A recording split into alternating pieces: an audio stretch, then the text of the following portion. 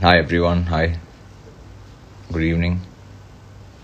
Wow, that is quick. In a few seconds இவ்வளோ பேர் வராங்க. எல்லாரும் ஹாய் சொல்றீங்க. தேங்க்யூ.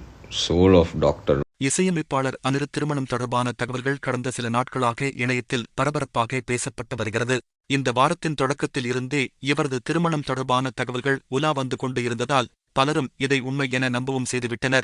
இந்நிலையில் தனது எக்ஸ் பக்கத்தில் அனிருத் அதற்கு நச்சிரிப்ளை கொடுத்து வதந்திகளுக்கு முற்றுப்புள்ளி வைத்துள்ளார். இந்த வாரத்தின் தொடக்கத்தில் இருந்தே பரபரப்பாக பேசப்பட்டு வந்த தகவல் என்னவென்றால் அது இசையமைப்பாளர் அனிருத் திருமணம்தான்.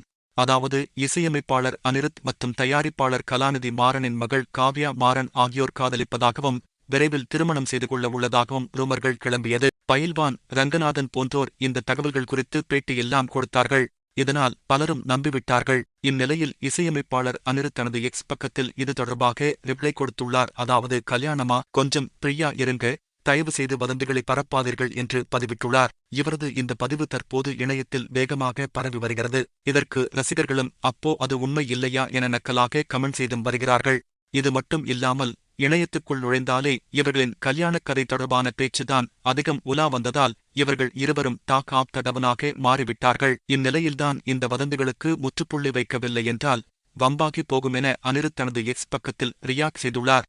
அனிருத் தற்போது தமிழில் மட்டும் பல முக்கியமான படங்களுக்கு இசையமைத்து வருகிறார்.